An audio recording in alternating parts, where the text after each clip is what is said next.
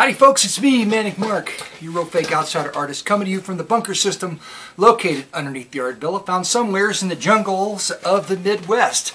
Howdy everybody. I realize this is like the second time today, or maybe today's tomorrow, and I wasn't intending to come, to make another video. I know, I always say that, then I do it. Anyway, but I was online this morning blogging some records. And well, I did the record find video, and this young lady that I worked with doing the Clio build-up, well, she was out this weekend and found some records and said, I don't know anything about records, what do you think about these? Like, there are some really cool ones. Where'd you get them? Well, the St. Vincent de Paul opened up this new one, this superstore, this super thrift store. And she said, I saw a copy of that Rumba album that I happened to, have on the video, and I didn't buy it. So I thought, oh, maybe it was a better copy because mine was a little bit rough. So I'm starting to sit there going, oh, there's a copy of that Rumba album out there. Even though this was like way, way across town, and it's going to cost me big money and gas to get there, I better go. So I packed myself up in the car. Well, let me just back up and say what I should be doing right now is collecting all my paperwork together, cleaning off the table, which is a horrible mess, and collecting my paperwork together to do my taxes. But that's just like begging somebody to take like a switch off a willow tree and just beat you with it while you're doing. I'm neglecting that today, and I'm opening a 2X's beer, one of my last two. I'm going to drink it, and I'm going to display these records that I got at the St. Vincent de Paul super thrift store. And by the way, I didn't feel high anxiety when I walked into the place. I felt perfectly normal. And the Rumba record was gone. Even though it was just a day, well, maybe it was Saturday, Sunday, day, like a day later, but that happens. So anyway, the interesting story to start out the whole thing is, as I'm starting to look through and they had a pretty good selection of records there, I must say. I mean, the amount of records, there was there was a large amount of records to look through. And I'm looking through the first stack, and one of the employees walked by, this cute little girl, and she said, well, make sure you look through them real good. And I said, well, why's that? She goes, well, somebody came in here and bought a record for $1, and they turned around and sold it for $15,000. And I'm like, oh, well, do you know what record that was? It was a Beatles record. And I said, did the cover kind of have like chopped up meat on it? It had like chopped up babies or something on it. I said, yeah, I know that one. I said, I probably would identify that one, but there's another record here worth $15,000. I would probably just go right past it. Like, the one right behind it would be a 101 Strings album, and I'd be like, yeah, look at this one. I don't want that one. I want the 101 Strings. Oh man, okay. So, but there were no like super treasures there for me, even for my taste. Maybe, I don't know, some of them I have to listen to. But I thought I'd hold them up and go through them real quick. Yeah, right, okay. So anyway, the first one I've got here is local. Right Records was a Cincinnati company that made just a blue million records. If you collected all the 45s they put out, I think it's over 21,000. It's just phenomenal, and that's just one off small. Any record collector would probably consider it kind of be a small label, I guess. Not a tiny label, but a smaller label. And here we go. We've got this Patty Kursky. She's this looks like it's, who knows? I'm trying to give you something. Anyway, it's a gospel album. It's local. I think she's local. It's on Solid Rock, though, even though a label called Solid Rock, even though it was manufactured at Right Records. Another record I don't have, Helen Barth sings Jesus Loves the Little Children. There's Helen right there. This could be good or not good. I don't know. It's out of Mount Prospect, Illinois. Looks like a small label gospel album. Anyway, Three Sons. One I do not have. I don't think I have this one. I may have this one, but I can't remember if I have this one or not. And again, there's a lot of Three Sons albums out there. Some of them are sort of experimentally fascinating. Some of them are just straight easy listening. And I off the top of my head, I don't know which one. Here's a small label called Acorn, Hawaiian Holiday. This is one of those records that was put out by No, I'm sorry, Golden Tone. Golden Tone. That's a budget label in itself. That's what Golden Tone has, its own budget label called Acorn. Well, the cover looks like Haiti, frankly, and not Hawaii. This doesn't look like Hawaii to me. But Landy Scott, I've got one of his, and I don't remember it, but got another one. Maybe it's a reissue of the same one. I have no idea. This was a great cover. The Power of Enthusiasm by Paul J. Meyer. This would be spoken word. I don't know if it'll be, if there'll be anything interesting on it or not. But the arm with the, I don't know really what the arm with the axe means. I'm going to chop this tree, and I'm going to chop it gleefully with enthusiasm. I'm going to chop it until it falls over. I have no idea. This one is again a spoken word, a Riverside Specialty Series, Peter Houstonhoff, in a sports car. You notice it has a $2 sticker on it. Now I get up to the counter, and it's $1 a record. It's no steal. Like St. Vincent de Paul does not have a company-wide policy on records, because the one I go to, which is kind of like a warehouse hovel that's close to my house, it's 3 records for $1. This store, it's $1 record. So I wasn't like, I was kind of like looking at what I had and just didn't pick out everything. Well, this had a $2 sticker on it. She said, well, that's our $2 sticker. And I said, are you sure, honey? I didn't see $2 sticker on it. And I'm trying to pick it off right now, because I hate it when they do this. They put these, at least they didn't write on it with a Sharpie right on the cover, and this one's coming off, okay? So, and she goes, yeah, I think that's our sticker. And I said, well, I don't know, $2 is, the record is, the seams split and the record's, a little bit scuffed. And I said, I'll put it aside. She's probably thinking, this could be the $15,000 record. We better get $2 for it. But then at the end she said, oh, well, you want it for $1? Because I said, I don't want it. So I was dealing with the cashier there. But that's a wonderful sports car photo. And that's why I bought it, because Peter Houstonhoff was a big name.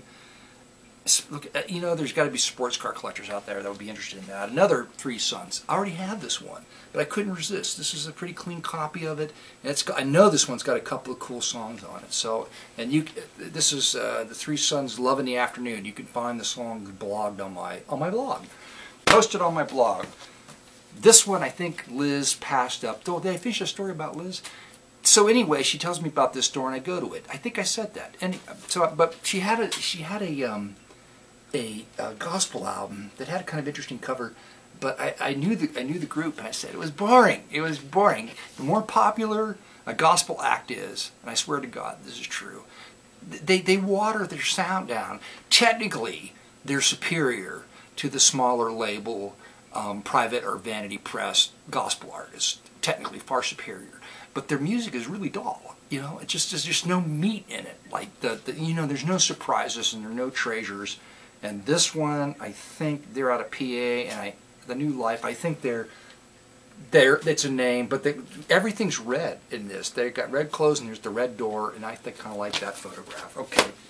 Now, one of the surprises I found was the Les Baxter album. I've already got this one, but I couldn't resist hoarding another one, so I bought it because it was even though it's got a seam, because the way, damn, these. They set these things on the shelf and people pick at them when they're open, and they always split the seam on top. It's irritating, but it's a very clean copy, and it's a very good album.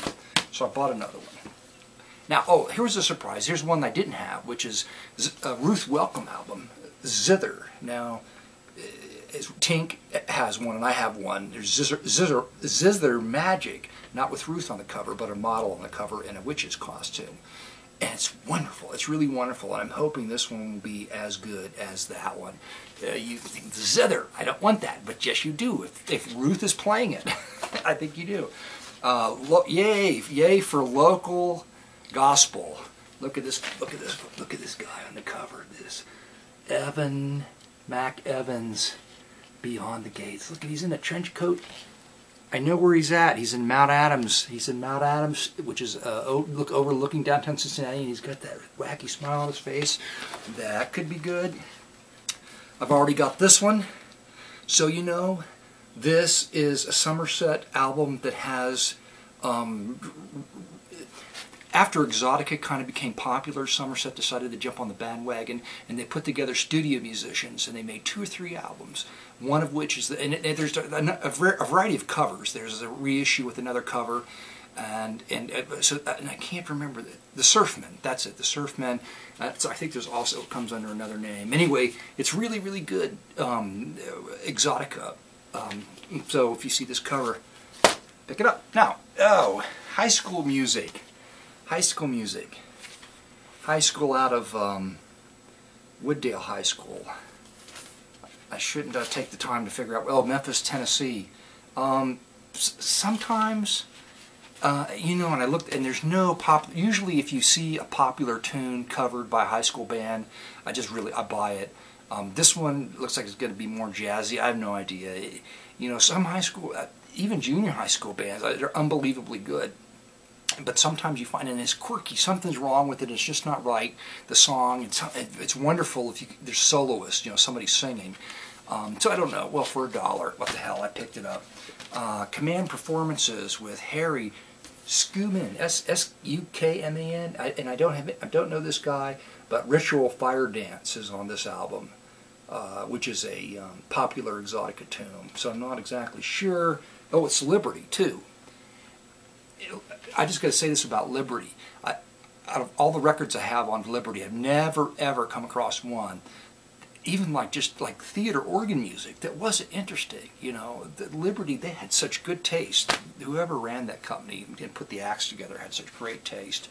Speaking of theater organ music, this is local. This is the Emory Theater, which still exists in Cincinnati, and I used to go there, and they would have a summer movie series. There was an organization that preserved the theater. It has a big theater organ in it that rises from the floor that's still there. They would play that. I think the Organ Preservation Society ran the theater, and they had, I saw It's a Mad, Mad World there. Wonderful. I saw Marx Brothers' Day at the Circus. Okay, and the thing about Marx Brothers movies, I'm telling you, because I saw this movie on the large screen, is that you see it on the TV set, you miss so much. When you see it in a movie theater on a large screen, there's so much of their visual humor is lost on the smaller screen that you see on the larger screen. It was really wonderful. But the most wonderful thing I saw there was Spartacus. Okay.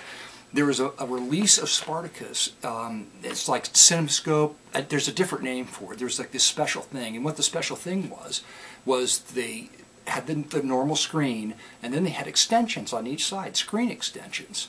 And I can't think of the name of whatever the process was, but the theater got it together. Somehow, these screens, these extra screens, it was like watching 3D in Technicolor. Spartacus, it was fabulous. So anyway, and this was a Moon River, which was a popular deal that I'm not really familiar with. I'm sorry, the organ is from the RKO, which I have theater seats from the RKO Albee Theater upstairs. But it's got a primitive cover on it, like a little folk artish or outsider drawing or something like that. The cover is really wonderful. It's local. Okay, got to move on. Speaking of George Shearing, which I did in my the previous video, here's one of those great Elegant Lady covers of his, George Shearing. So I have a number of them, and this will be included with them online. Bossa Nova Guitar, recorded in Brazil by another name that I can't pronounce, on Dot. I have no idea, but a budget Bossa Nova guitar album. And following that up, another Bossa Nova album by Marco Rizzo. There's Marco on the back. There he is. Can you see him? And T for Two, Cha-Chas, Tommy Dorsey Orchestra with Warren Covington. And I ran across another Warren Covington, like a double record on it, really cheaply done, like at the end of his career or something, but apparently he was a big name at one time. Well, not actually, there was hardly anything on him on the web. But he played with people, including Tommy Dorsey. So even if I don't like this, it's going to be interesting. Well, the cover's wonderful too. Top hits. Most people pass these things up. Well, it's a wonderful photograph of a jukebox, but all the hits are performed by Johnny Sullivan and his orchestra. I have no idea who that is, but it's nice that they're popular songs done by a group that I can probably blog, because it's probably lost to history. Don't know that until I go research it, but that makes it fun. Okay, now this was a really curious find. I found this Cal now I'm not going to be able to pronounce it. I think it's a jazz guy. Tejard. I'm really sorry. But what's interesting to me, before I go figure out who this guy is, it's on the Fantasy label. And that was out of California. Like Carla Pandit made records on the Fantasy label. And Fantasy did a lot of interesting stuff, but it was very... I think there wasn't much distribution on Fantasy, so there's a lot of them in California, I mean, relatively speaking, to other smaller labels, but there's not a lot across the country. So when I found this, including that it's in fabulous red vinyl, it's a bit scuffy, but you never know how a record's going to play, unless I see deep scratches in it. And I couldn't pass this up even though it was scuffed, and there's seam splits. It's going to be interesting to listen to that. Exciting sounds of strings and percussion of the Cella Banoff. Cella Banoff, it's Mercury. Mercury has excellent engineering, great quality sound. Don't know who this guy is. Quiet Village, however, is on this album. That's a good sign. So I think that's going to be very interesting to listen to. Dick Hyman and his trio on Command. It's a Command record and it's clean. For some reason, they don't command a high price. Command never commands a high price at record collectors. But the music quality, even if you don't like what's going on so much, the music, the engineering quality is so high that usually kind of I get enjoyment out of listening to it. And here's the guy's name, what's his name, that I can't pronounce. But the reason I bought this is because, I don't know, Italian Gold. It's like in a flimsy cover. Actually, there's 2 records in here. I didn't notice that. Italian Gold. Is it just a 2-record set? Just give me a second here. Yeah, it's apparently a 2-record set in a very flimsy sleeve by a label. What label? Produced by Bruno Dean Enterprises? It's just like some kind of like weird throwaway thing for, you know, this collection of this guy's songs. I don't know. So that was interesting. Here comes Gary Nelson. There comes Gary Nelson. There's Gary's autograph on the back. To Bob and Louise, thanks so much for your interest in my family and I. Sincerely, Gary Nelson, 1973, saxophone player out of Lexington, Kentucky. Pressed on Queen City album, recorded in Cardinal Sound in Lexington, Kentucky. Ain't No Sunshine. So this is going to be, you never know, got to be interesting. Music from Bach to Rock. Okay, why would I buy that? Why would I buy that? It's on Capitol Custom. It's a custom record that was made for the American Gas Association. Wonderworld of Gas. That's right, the Wonder World of Gas. Okay, Tony Montola. Did I get that one right? This is an ABC record. This has been after ABC bought Command, and after they dropped the Command label name too, I'm pretty sure, because Tony came with Command, I believe. ABC probably acquired it, and this looks like a late 70s record, 2-record set, but he's a wonderful guitarist. I love his work.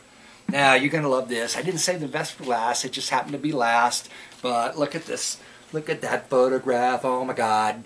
The little kitty and the little girl and their eyes, everybody's eyes are all blue. The eyes are blue, and it's on Twinkle Records, which I've never heard of before.